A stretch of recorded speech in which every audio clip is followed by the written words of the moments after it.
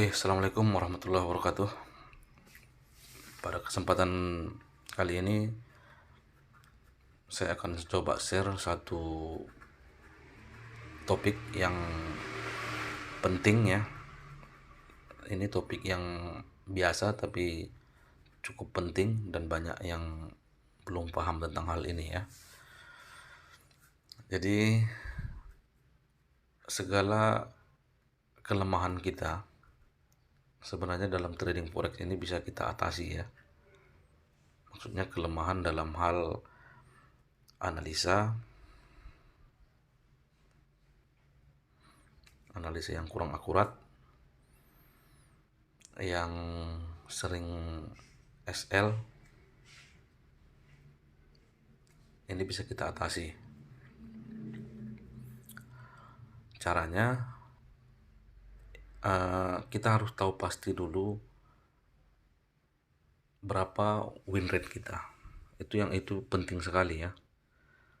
Berapa win rate kita harus tahu. Jadi kita harus kenali dulu diri kita untuk membuat sebuah taktik dalam mengatasinya.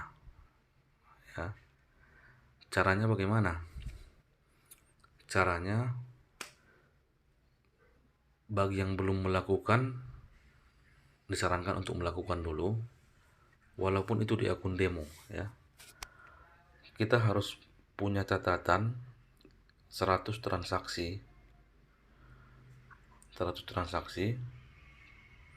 Kita harus punya catatan seberapa keakuratan kita, win rate kita berapa dari 100 transaksi ini.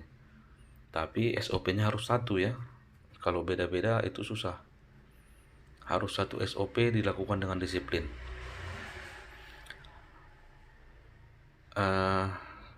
Kami sudah menyediakan pilihan-pilihan SOP dengan menggunakan teknik BBMA. Silahkan dicek, sudah kami buatkan playlistnya. Tinggal Anda sendiri memilih mana yang paling cocok dengan diri kita sendiri. Atau mungkin tidak ada yang cocok, tidak apa-apa. Yang penting Anda buat SOPN, ini maksudnya SOP entry ya. SOP entry-nya Anda buat sendiri dan uji dari dalam 100 transaksi. Jadi entry-nya harus seragam ya, satu SOP, supaya dapat nanti win rate-nya. Dari 100 ini berapa yang win, berapa yang loss. Gitu ya. Apakah Anda menggunakan, dalam uji coba ini Anda menggunakan risk reward 1:2 atau 1:1, terserah ya. Jadi poinnya, saya sarankan kerjakan dulu ini. Apakah di akun demo, tidak masalah, karena kita butuh data ya. Kita butuh data tentang seberapa akurat entry kita, untuk nanti kita siasati. Jadi bukan teknik nanti yang diubah, bukan SOP-nya yang diubah, tapi ini yang akan kita bahas ya. Bukan SOP-nya yang kita ubah, SOP-nya biar aja. Misalnya dari 100 transaksi itu yang win contohnya 60, kemudian loss 40. Berarti ini win rate kita 60%. Katakanlah ini dengan risk reward 1:2.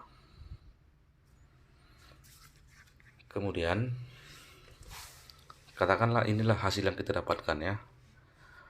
Kemudian jika memang seperti ini hasilnya, ini sebenarnya sudah bisa untuk profit konsisten. Yang penting dia di atas 50% ininya, itu sudah bisa untuk profit konsisten.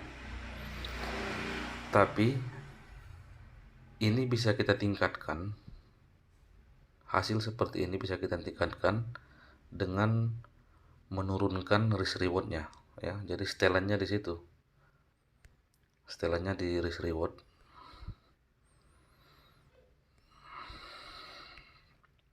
Sebentar ya, kita ambil gambarnya dulu.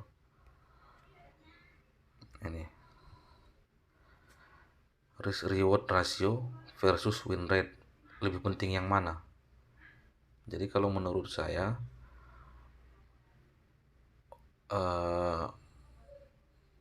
berapapun win rate kita, apakah itu kecil, apakah itu tinggi, itu kita bisa setel pada risk rewardnya untuk menaikkan performa kita ya. Kembali lagi ke contoh yang tadi. Ini misalnya dengan win rate 60%, kita bisa tingkatkan. Biasanya kalau dengan 1:2 kita bisa mendapatkan nilai 60%, 60 win 40 loss. Ini kalau kita tekan, kita turunkan dia menjadi 1:1, itu bisa meningkat. Menurut pengalaman yang telah pernah saya uji coba, jika 60% dalam 1:2, jika kita ubah ke 1:1, itu bisa hampir 80% win rate-nya. Karena apa? Kecenderungannya kalau 1:2 kan itu SL-nya, jarak SL-nya dekat, itu sering tersentuh. Jadi dengan 1:1, misalnya dengan risk reward 1:2, jarak SL-nya 30 pip, jarak TP-nya 60 pip. Jadi kita ubah dengan risk reward 1:1, SL-nya 60 pip, TP-nya 60 pip. Tapi nilai ininya meningkat jadi 80%, yang tadinya 60%. Ini coba kita kali-kalikan ya. Ini dalam sampel 100 transaksi.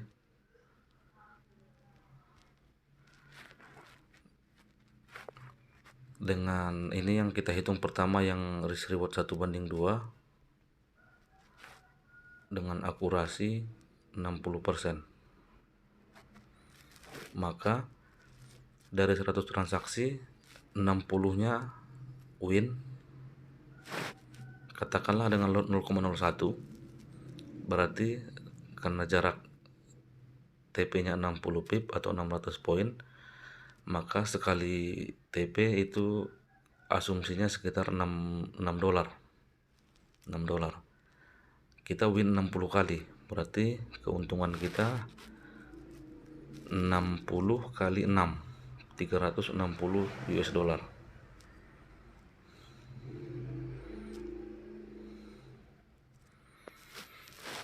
Kemudian yang lossnya 40, jarak stop lossnya tadi 30, karena ini yang 1:2. Sekali loss berarti 3 dolar kali 40 kali, 120 US dollar kerugiannya. Jadi dari 100 transaksi ini kita memperoleh keuntungan bersih 0, 4, 3 kurang 1, 2, 240 US dollar. Ya, ini perhitungan yang 1:2 dengan win rate 60%.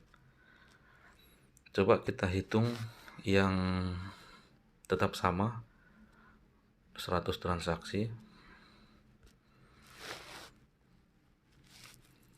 risk reward 1:1, akurasinya naik jadi 80%. Jadi 80 kali win kali 6 dolar, 480 US dollar. 20 loss, sekali loss dia ini karena jaraknya 1:1 jadi 60 pip, 600 kali 600 poin kali 0,01, 6 dolar ya. 6 dolar kali 20 kali, berarti lossnya 120 US dollar. Total keuntungan 0, 8 kurang 2, 6, 4 kurang 1, 3. Jadi keuntungan bersihnya dapat 360 US dollar. Yang tadi dapatnya hanya 240. yang ini dapat 360. Jadi kesimpulannya, jangan paksakan risk reward 1:2, 1:3, karena risk reward ratio bukanlah satu-satunya penentu ya. Karena saya juga dulu berpikir seperti itu di awal-awal menjalankan trading forex ini. Saya banyak baca artikel juga seperti itu ya, risk reward ratio adalah holy grail katanya. Ternyata tidak. Setelah saya jalani, justru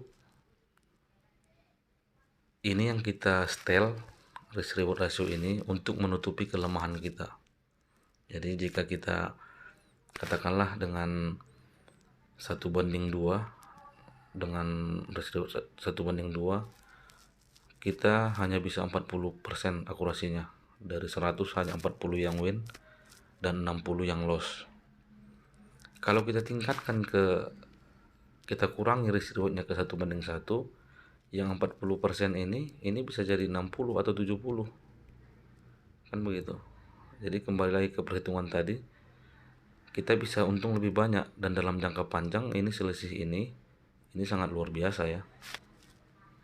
Seperti itu kira-kira. Jadi ini sekilas tentang pemahaman bagaimana saya memandang antara risk reward ratio dan win rate ya. Setiap orang tentu memiliki cara pandang berbeda. Ada yang menitik beratkan kepada win rate-nya berapa, kan gitu. Hampir orang rata-rata, apalagi yang pemula, dia mencari win rate yang 100%, dan ini tidak akan ada. Walaupun dia punya win rate 90%, belum menjamin ini akan profit konsisten ya. Karena risk rewardnya tadi juga, kalau TP-nya hanya 10 pip dan tidak pakai SL atau SL-nya 100 pip, ya 90 kali pun dia profit, 90 kali 10, 900 misalnya. 10 kali loss kali 100 pip, 1000 juga lossnya. Jadi 10 kali lossnya sudah bisa menghapuskan seluruh profit yang dia dapatkan dalam 10 kali transaksi, begitu ya. Jadi ini harus kita seimbangkan. Nanti bisa dibahas-bahas sendiri ya, mana yang cocok. Yang penting ini salah satu cara untuk menutupi kelemahan kita dalam trading forex. Pesannya, cari data yang akurat tentang diri kita, seberapa besar win rate kita. Setelah itu baru kita buatkan bagaimana caranya menutupinya. Apakah risk rewardnya diturunkan, misalnya dengan 1:1 pun masih belum bisa dapat keuntungan, bisa saja 1:0,7, tidak masalah. Yang penting ini banyak orang yang mencemooh seperti ini, SL-nya lebar, TP-nya sedikit katanya. Itu bagi yang tidak paham. Bagi yang paham, ini merupakan taktik menutupi kelemahan kita. Oke, Anda bisa kembangkan sendiri pemahaman tentang ini. Ini hanya sharing ya. Mudah-mudahan ada manfaatnya. Terima kasih. Assalamualaikum warahmatullahi wabarakatuh.